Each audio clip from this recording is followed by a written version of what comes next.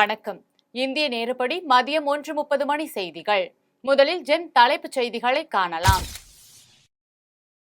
Slovakia பிரதமர் மீது துப்பாக்கி சூடு, பிரதமர் மோடி கண்டனம். போதைப்பொருள் ஒழிப்பு நடவடிக்கை, முதலமைச்சர் மு.க. ஸ்டாலின் ஆலோசனை. திருச்சி சென்னை தேசிய நெடுஞ்சாலையில் அடுத்தடுத்து வாகனங்கள் மோதி விபத்து, 4 பேர் பலி. மதுராந்தகம் அருகே விபத்தில் 4 பேர் உயிரிழப்பு, முதலமைச்சர் மு.க. ஸ்டாலின் இரங்கல். அரசு கலைக்கல்லூரிகளில் மாணவர் சேர்க்கை இடங்களை அதிகரிக்க வேண்டும், பாமக நிறுவனர் ராமதாஸ் வலியுறுத்தல். இடஒதுக்கீட்டை ஒழிக்கவே பிரதமர் மோடி விரும்புகிறார், லக்னோவில் கெஜ்ரிவால் பேச்சு. வைகை அணை திறப்பு, 4 மாவட்டங்களுக்கு வெள்ள அபாய எச்சரிக்கை. இந்தியாவின் கோரிக்கையை ஏற்ற ஈரான், இந்திய மாலுமிகளை விடுவிக்க ஒப்புதல். தமிழ்நாட்டில் அநேக இடங்களில் இன்று மழைக்கு வாய்ப்பு, சென்னை வானிலை ஆய்வு மையம் தகவல். நடப்பு IPL தொடர், குஜராத் ஐதராபாத் அணிகள் மோதல். இனி விரிவான செய்திகளை காணலாம். ஸ்லோவாக்கியா பிரதமர் மீதான துப்பாக்கிச் சூட்டுக்கு பிரதமர் மோடி கண்டனம் தெரிவித்தார். மத்திய ஐரோப்பிய நாடான ஸ்லோவாக்கியாவின் பிரதமரான ராபர்ட் ஃபிகோ அரசு நிகழ்ச்சி ஒன்றில் உரையாடி கொண்டிருந்த போது கூட்டத்தில் இருந்த மர்ம நபர் ஒருவர் பிரதமர் ராபர்ட் ஃபிகோவை துப்பாக்கியால் சரமாரியாக சுட்டார். இதில் ராபர்ட் ஃபிகோவின் வயிற்றில் 4 துப்பாக்கி குண்டுகள் துளைத்தன. இதில் பலத்த காயமடைந்த அவருக்கு மருத்துவமனையில் சிகிச்சை அளிக்கப்பட்டு வருகிறது. இந்நிலையில் ஸ்லோவாக்கியா பிரதமர் மீதான துப்பாக்கிச் சூட்டுக்கு கண்டனம் தெரிவித்து பிரதமர் மோடி தனது எக்ஸ் தளத்தில் பதிவு ஒன்றை வெளியிட்டார். அதில் ஸ்லோவாக்கியா பிரதமர் மீது துப்பாக்கிச்சூடு நடத்தப்பட்ட செய்தி அறிந்து மிகவும் அதிர்ச்சி அடைந்ததாகவும், ஸ்லோவாக்கியா பிரதமர் மீது நடத்தப்பட்ட கோழைத்தனமான கொடூர செயலை வன்மையாக கண்டிப்பதாகவும் தெரிவித்தார். போதைப் பொருள் ஒழிப்பு நடவடிக்கை தொடர்பாக முதலமைச்சர் மு.க. ஸ்டாலின் ஆலோசனை மேற்கொண்டார். சென்னை தலைமைச் செயலகத்தில் போதைப்பொருள் ஒழிப்பு நடவடிக்கை தொடர்பாக அதிகாரிகளுடன் முதலமைச்சர் மு.க. ஸ்டாலின் ஆலோசனை மேற்கொண்டார். அப்போது போதைப்பொருள் நடமாட்டத்தை தடுக்க மாவட்ட வாரியாக எடுக்கப்பட்டுள்ள நடவடிக்கைகள் குறித்து முதலமைச்சர் அதிகாரிகளிடம் கேட்டறிந்தார். திருச்சி சென்னை தேசிய நெடுஞ்சாலையில் அடுத்தடுத்து வாகனங்கள் மோதிக்கொண்ட விபத்தில் 4 பேர் உயிரிழந்த சம்பவம் அப்பகுதியில் சோகத்தை ஏற்படுத்தியுள்ளது. செங்கல்பட்டு அருகே மதுராந்தகத்தில் திருச்சி சென்னை தேசிய நெடுஞ்சாலையில் விழுப்புரத்தில் இருந்து சென்னை பூந்தமல்லிக்கு கிரானைட் கற்களை ஏற்றிக்கொண்டு வந்த லாரி ஒன்று பழுதாகி நின்று கொண்டிருந்தது. அப்போது திருச்சியில் இருந்து சென்னை நோக்கி வந்த தனியார் ஆம்னி பேருந்து ஒன்று கண்ணிமைக்கும் நேரத்தில் பழுதாகி மோதி விபத்துக்குள்ளானது. விபத்தில் ஆம்னி பேருந்தில் பயணம் செய்த 4 பேர் சம்பவ இடத்திலேயே உயிரிழந்தனர். இதனையடுத்து விபத்தில் சிக்கிய ஆம்னி பஸ் மீது முசிறியில் இருந்து சென்னைக்கு வந்த அரசு விரைவு பேருந்து ஒன்று மோதியது. இதில் 20க்கும் மேற்பட்ட பயணிகள் காயமடைந்தனர். விபத்து குறித்து தகவல் அறிந்ததும் விரைந்து வந்த காவல்துறையினர் விபத்தில் உயிரிழந்தவர்களின் உடலை மீட்டு பிரேத பரிசோதனைக்காக அனுப்பி வைத்தனர். இந்த விபத்து காரணமாக திருச்சி சென்னை தேசிய நெடுஞ்சாலையில் போக்குவரத்து நெரிசல் ஏற்பட்டது. மதுராந்தகம் அருகே சாலை விபத்தில் உயிரிழந்த 4 பேரின் குடும்பத்தினருக்கு முதலமைச்சர் மு.க. ஸ்டாலின் இரங்கல் தெரிவித்தார். திருச்சி சென்னை தேசிய நெடுஞ்சாலையில் அடுத்தடுத்து வாகனங்கள் மோதிக்கொண்ட விபத்தில் 4 பேர் உயிரிழந்தனர். இந்நிலையில் உயிரிழந்தவர்களின் குடும்பத்தினருக்கு முதலமைச்சர் மு.க. ஸ்டாலின் இரங்கல் தெரிவித்தார். மேலும் அந்த குடும்பத்திற்கான நிவாரண உதவிகள் வழங்கப்படும் எனவும் தெரிவித்தார். இதைத் தொடர்ந்து காயமடைந்தவர்களுக்கு சிறப்பு சிகிச்சை அளிக்கவும் முதலமைச்சர் மு.க. ஸ்டாலின் உத்தரவிட்டார். காயல்பட்டணம் பேருந்து நிலைய முகப்பில் நகர தமிழக வெற்றி கழகம் கட்சியின் சார்பில் நீர்மோர் பந்தல் திறப்பு விழா நடைபெற்றது.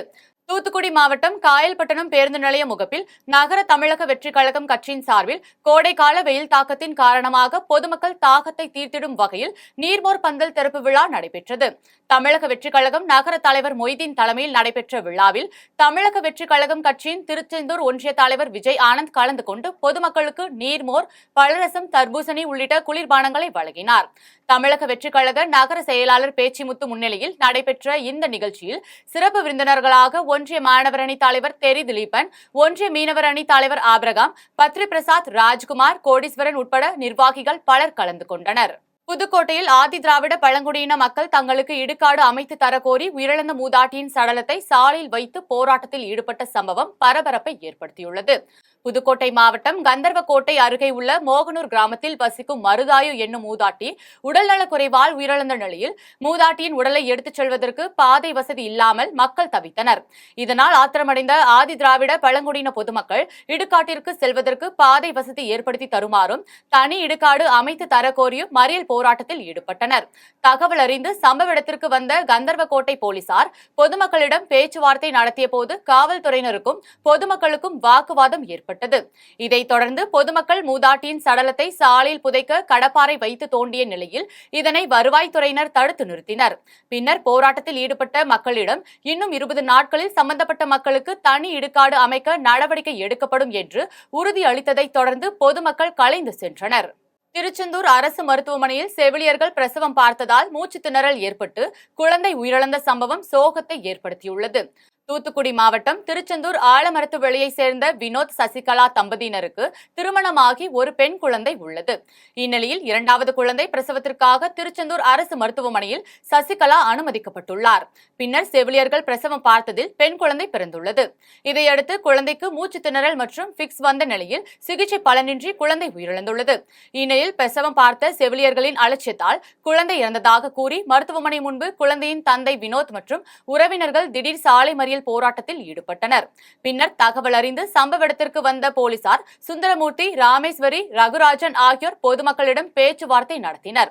தொடர்ந்து மருத்துவ அலுவலர் டாக்டர் பாபநாசகுமாரிடம் உறவினர்கள் புகார் அளித்த நிலையில் இந்த சம்பவம் குறித்து துறை ரீதியாக நடவடிக்கை எடுக்கப்படும் என தெரிவித்தார். பொன்னேரி அரசு மருத்துவமனையில் மருத்துவ மற்றும் ஊரக நலப்பணிகள் துறை இயக்குநர் இளங்கோ அடிப்படை வசதிகள் மற்றும் இரத்த வங்கி செயல்பாடுகள் குறித்து ஆய்வு செய்தார். திருவள்ளூர் மாவட்டம் பொன்னேரி அரசு மருத்துவமனையில் மருத்துவ மற்றும் ஊரக நலப்பணிகள் துறை இயக்குநர் இளங்கோ மகேஸ்வரன் ஆய்வு செய்தார். இதில் மருத்துவமனை உபகரணங்கள் மற்றும் பணியாளர்கள் இருப்பு குறித்து மருத்துவமனை நிர்வாகிகளிடம் விசாரணை நடத்திய பின் மருத்துவமனைக்கு வந்திருந்த நோயாளிகளிடம் குறைகளை கேட்டறிந்தார். அப்போது நோயாளிகளின் நீண்ட நாள் கோரிக்கையான பொன்னேரி அரசு மருத்துவமனையில் உள்ள இரத்த வங்கியை செயல்பாட்டிற்கு கொண்டு வர வேண்டும் என்ற கோரிக்கையை உடனே ஏற்ற இயக்குநர் இளங்கோ அதற்காக தனி மருத்துவர் மற்றும் செவிலியர்களை உடனே நியமனம் செய்தார். இதையடுத்து அவர்களுக்கு உரிய பயிற்சி அளித்த பின் இரத்த வங்கியை உடனே திறப்பதற்கு ஏற்பாடு செய்யப்படும் எனவும் தெரிவித்தார். மேலும் பொன்னேரி அரசு மருத்துவமனைக்கு கூடுதலாக 5 மாடிகள் கொண்ட உள்நோயாளிகள் மற்றும் புறநோயாளிகள் பிரிவு, அறுவை சிகிச்சை அரங்கம், ஆய்வுக்கூடங்கள் அடங்கிய கட்டடத்திற்கான இடத்தினையும் அதற்கான திட்டப்பணிகள் குறித்தும் ஆய்வு செய்தார். பின்னர் மருத்துவமனையில் அனைத்து காலி பணியிடங்களை நிரப்புவதற்கான முயற்சிகள் மேற்கொள்ளப்படும் எனவும் அதற்கான பணிகளை செய்து வருவதாகவும் தெரிவித்தார்.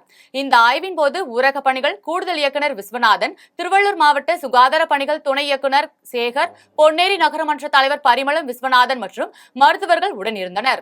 மயிலாடுதுறை அருகே 465 கோடியே 42 லட்சம் ரூபாய் மதிப்பீட்டில் பிரம்மாண்டமாக கட்டப்பட்டு வரும் ஆதனூர் குமாரமங்கலம் கதவணை பணிகளை மாவட்ட ஆட்சியர் மகாபாரதி பார்வையிட்டார்.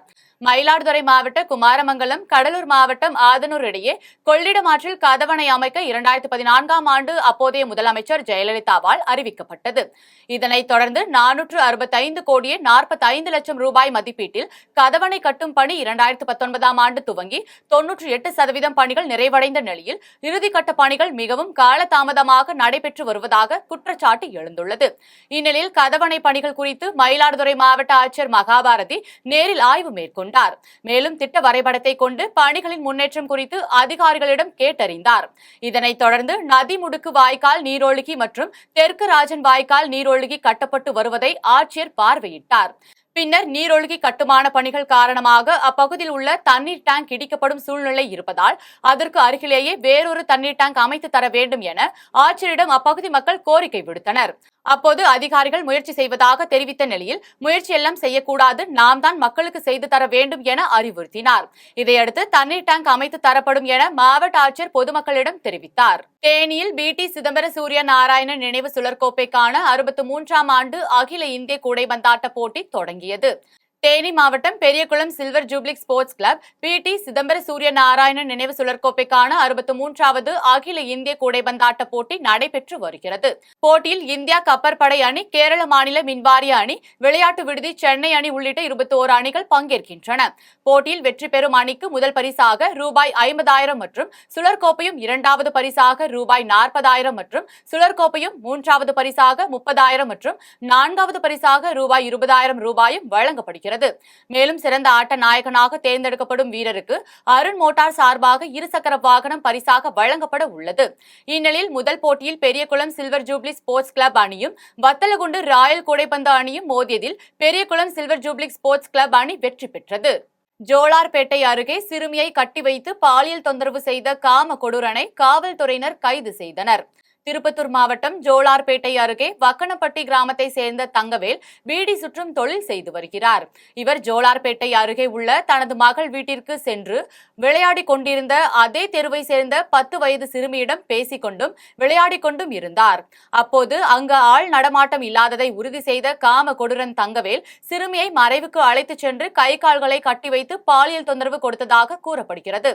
இந்நிலையில் மகளை அவரது தாயார் அக்கம் பக்கத்தில் தேடியுள்ளார். அப்போது மறைவில் சிறுமி அழும் குரல் கேட்டு அதிர்ச்சி அடைந்து தாயார் அங்கு சென்று பார்த்தபோது தங்கவேல் சிறுமியிடம் அத்துமீறியது தெரிய வந்தது. இது குறித்து சிறுமியின் தாய் கொடுத்த புகாரின் பேரில் திருப்பத்தூர் அனைத்து மகளிர் காவல்துறையினர் வழக்கு பதிவு செய்து தங்கவேலை போக்சோ சட்டத்தில் கைது செய்தனர். காரைக்காலில் இந்திய கடலோர காவல்படை வீரர்களுக்குள் டென்னிஸ் போட்டியில் உர்ஜா பிரதீக் கப்பல் அணியினர் வெற்றி பெற்றனர். காரைக்கால் விளையாட்டு அரங்கத்தில் கடலோர காவல்படை வீரர்களுக்கு இடையே டென்னிஸ் போட்டி நடைபெற்றது. போட்டியில் கடலோர காவல்படை வீரர்கள் 5 அணிகளாக பிரிந்து 18 வீரர்கள் கொண்டு டென்னிஸ் போட்டி நடத்தப்பட்டது.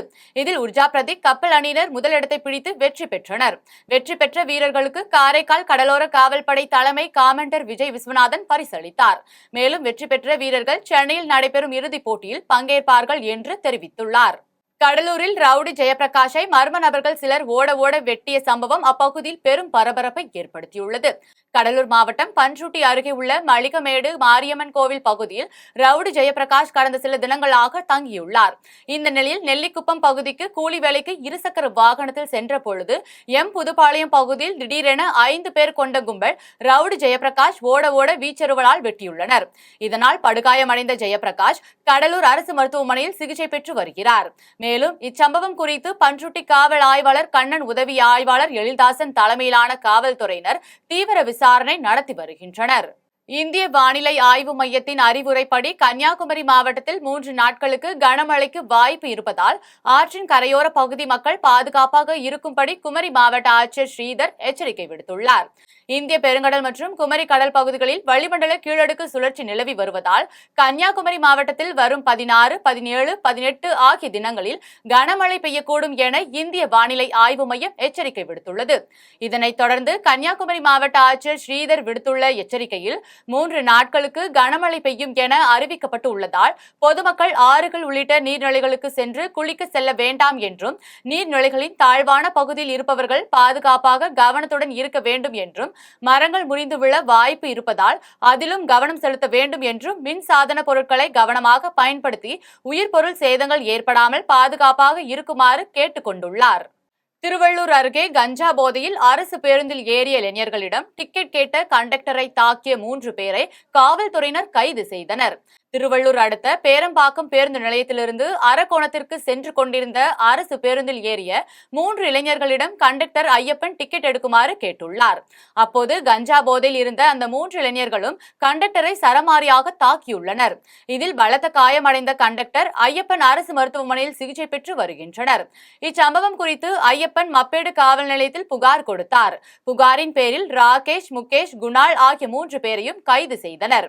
மேலும் கைது செய்யப்பட்ட அவர்களிடமிருந்து இருசக்கர வாகனத்தையும் பறிமுதல் செய்து நீதிமன்றத்தில் ஆஜர்படுத்தி திருவள்ளூர் கிளை சிறையில் அடைத்தனர். கோவையை சேர்ந்த 4ஆம் வகுப்பு மாணவன் பகவத்கீதா தியான ஸ்லோகங்களை கூறி ஆசிய உலக சாதனை புத்தகத்தில் இடம் பிடித்துள்ளார். கோவை மாவட்டம் ரேஸ்கோர்ஸ் பகுதியை சேர்ந்த மணிகண்டன் நீலம் தம்பதியினரின் மகன் திரிசுலவேந்தன் 4ஆம் வகுப்பு படித்து வரும் இவர் சிறுவயது முதலே பஞ்சாங்கம் படிப்பது, சிவபுராணம் பாடுவது என ஆன்மீக வாசகங்களை கூறுவது வழக்கம். இந்நிலையில் சமஸ்கிருத மொழியில் பகவத்கீதா தியான ஸ்லோகங்களை 2 நிமிடம் 41 வினாடிகளில் கூறி சிறுவன் அசத்தியுள்ளார். இவரது இந்த சாதனை ஆசிய உலக சாதனை புத்தகத்தில் இடம் பிடித்துள்ளது. இது குறித்து சிறுவன் செய்தியாளர்களிடம் கூறுகையில், என் பேரு திரிசூலா வேந்தன். நான் ஸ்டேன் ஸ்கூல்ல 4th படிக்கிறேன். ராதா மேம் எனக்கு கீதா தியான ஸ்லோகா சொல்லி கொடுத்தாங்க. எனக்கு ரொம்ப இன்ட்ரெஸ்ட் அதில் இருந்துச்சு. நான் ஸ்லோவா ரெகுலர் ஆயிட்டு 2 months நான் அதே பழகிட்டு இருந்தேன். நான் 2 minutes 45 seconds fastest to recite the Gita Dhyana Sloka பண்ணி நான் ஏஷியா புக் ஆஃப் ரெக்கார்ட்ஸ் வாங்கியிருக்கேன். இதுக்கு முன்னாடி என்னென்ன ரெக்கார்ட் வாங்கியிருக்கீங்க? நான் இந்தியா புக் ஆஃப் ரெக்கார்ட்ஸ் வாங்கியிருக்கேன். பஞ்சாங்கத்தில் நட்சத்திரம், திதி, யோகம், கரணம். திருக்குறள் தமிழில் பண்ணுவேன். ஹனுமான் சாலிசா ஹிந்தியில், சிவபுராணம் தமிழில். அது எல்லாத்துலேயும் எனக்கு ரொம்ப இன்ட்ரெஸ்ட் இருக்கு. மயிலாடுதுறையில் அனைத்து வகை படகுகளும் ஆய்வு செய்யப்பட்டு உள்ளதால் படகு உரிமையாளர்கள் தயார் நிலையில் இருக்க வேண்டும் என மாவட்ட ஆட்சியர் அறிவுறுத்தியுள்ளார். மயிலாடுதுறை மாவட்டத்தில் உள்ள மீன்பிடி விசைப்படகுகள் மே 28ஆம் தேதியும், நாட்டு படகுகள் ஜூன் 13ஆம் தேதியும் மீன்வளம் மற்றும் மீனவர் நலத்துறை அலுவலர்களால் ஆய்வு செய்யப்பட உள்ளது. இதனால் படகு உரிமையாளர்கள் படகுகளின் பதிவுச் சான்று, மீன்பிடி உரிமம், வரி விலக்களிக்கப்பட்ட டீசல், எரியெண்ணெய் அட்டை உள்ளிட்டவற்றை தயார் நிலையில் வைத்திருக்க வேண்டும் என மாவட்ட ஆட்சியர் மகாபாரதி அறிவுறுத்தியுள்ளார். மேலும் ஆய்வு நாளன்று படகினை ஆய்வுக்கு உட்படுத்தாமல் பின்னொரு நாளில் ஆய்வு செய்ய கோரும் படகு உரிமையாளர்களின் கோரிக்கை ஏற்கப்பட மாட்டாது உள்ளிட்ட பல்வேறு கோரிக்கைகளை வலியுறுத்தியுள்ளார். திருவள்ளூர் அருகே பழங்குடியினர் பிள்ளைகளுக்கு கல்வி உபகரணங்கள் மற்றும் விளையாட்டுப் பொருட்களை இந்திய டென்னிஸ் பால் கிரிக்கெட் வீரரான ராஜ்குமார் வழங்கினார். திருவள்ளூர் மாவட்டம் வடமதுரை ஊராட்சிக்கு உட்பட்ட செங்காத்தகுளம் பகுதியில் பழங்குடியின மக்கள் வாழ்ந்து வருகின்றனர். மேலும் அங்குள்ள பள்ளி பயிலும் மாணவர்களின் கல்வி மற்றும் விளையாட்டு திறனை வளர்க்கும் விதமாக இந்திய டென்னிஸ் பால் கிரிக்கெட் வீரரான ராஜ்குமார் ஆனந்தன் கல்வி உபகரணங்களான நோட்டு புத்தகங்கள், பென்சில், பேனா மற்றும் விளையாட்டு உபகரணங்களான பேட், ஸ்டெம்ப், பால் போன்றவற்றினை வழங்கினார். இதனை அடுத்து அங்குள்ள குழந்தைகளுடன் ராஜ்குமார் கிரிக்கெட் விளையாடி மகிழ்ந்தார். இதில் சமூக சேவகர், கவுன்சிலர், கிராம மக்கள் உட்பட பலர் கலந்து கொண்டனர். திருநள்ளாறு ஸ்ரீ தர்பாரணேஸ்வரர் தேவஸ்தான வைகாசி பிரம்மோற்சவ விழாவையொட்டி ஸ்ரீ தர்பாரணேஸ்வரர் பிராணாம்பிகை பூத வாகனத்தில் வீதியுலா வந்து பக்தர்களுக்கு அருள் பாலித்தார். புதுச்சேரி மாநிலம் காரைக்கால் அடுத்த திருநள்ளாறில் அமைந்துள்ள ஸ்ரீ தர்பாரணேஸ்வர சுவாமி தேவஸ்தானம் வைகாசி பிரம்மோற்சவ விழா கடந்த 5ஆம் தேதி கொடியேற்றத்துடன் துவங்கியது. விழாவில் தினந்தோறும் சுவாமி வீதியுலா நடைபெற்று வந்த நிலையில் ஸ்ரீ தர்பாரணேஸ்வரர் பிராணாம்பிகை பூத வாகனத்தில் எழுந்தருளி பக்தர்களுக்கு அருள் பாலித்தார். விழாவில் ஸ்ரீ தர்பாரணேஸ்வரர் பிராணாம்பிகை வண்ண மலர்களால் அலங்கரிக்கப்பட்டு மகா தீபாரதனை காண்பிக்கப்பட்டு வீதியுலா வந்தார். நிகழ்ச்சியில் தர்மபுர ஆதின கட்டளை விசாரணை ஸ்ரீமத் சிவகுருநாத தம்பிரான சுவாமிகள், திருநள்ளாறு சட்டமன்ற உறுப்பினர் சிவா உள்ளிட்ட ஏராளமான பக்தர்கள் கலந்து கொண்டு சுவாமி தரிசனம் செய்தனர். பிரம்மோற்சவ விழாவின் முக்கிய நிகழ்ச்சியான திருத்தேர் உற்சவம் 19ஆம் தேதி நடைபெற உள்ளது. இனி வருவது உலக செய்திகள்.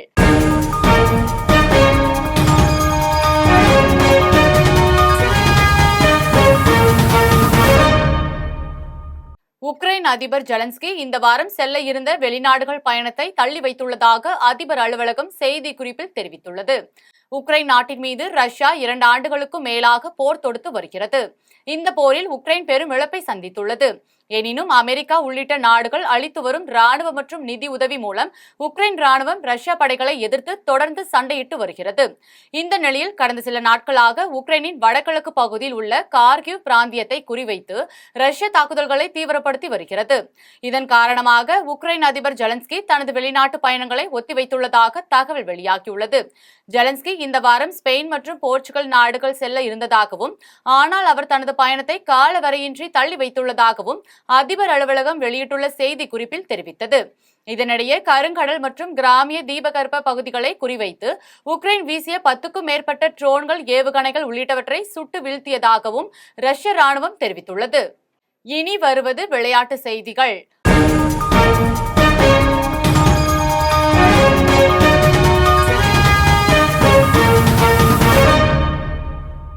IPL கிரிக்கெட் தொடரில் 66வது லீக் ஆட்டத்தில் குஜராத், ஐதராபாத் அணிகள் மோதுகின்றன.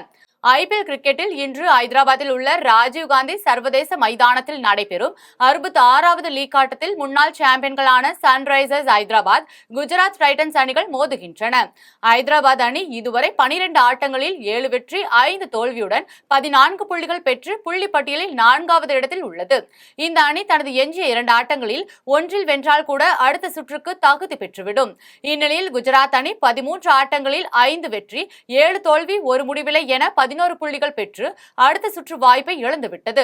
அதே நேரத்தில் இனிமேல் இழக்க எதுவும் இல்லை என்பதால் தனது கடைசி லீக் ஆட்டத்தில் வெற்றியுடன் விடைபெற குஜராத் அணி முயற்சிக்கும். எனவே இந்த ஆட்டத்தில் விறுவிறுப்புக்கு குறைவு இருக்காது. இனி வருவது வானிலை செய்திகள்.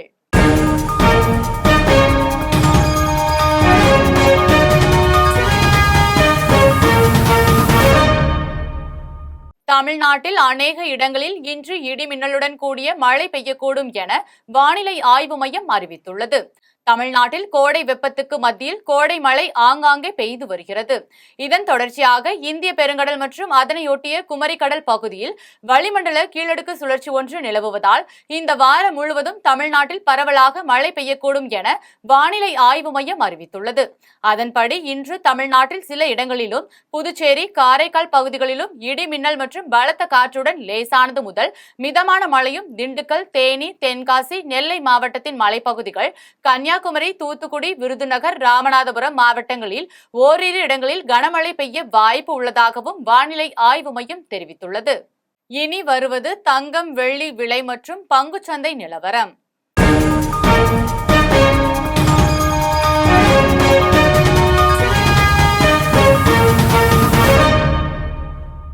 சென்னையில் இன்று ஆபரண தங்கத்தின் விலை சவரனுக்கு 560 ரூபாய் உயர்ந்து 54,360 ரூபாய்க்கு விற்பனை செய்யப்படுகிறது.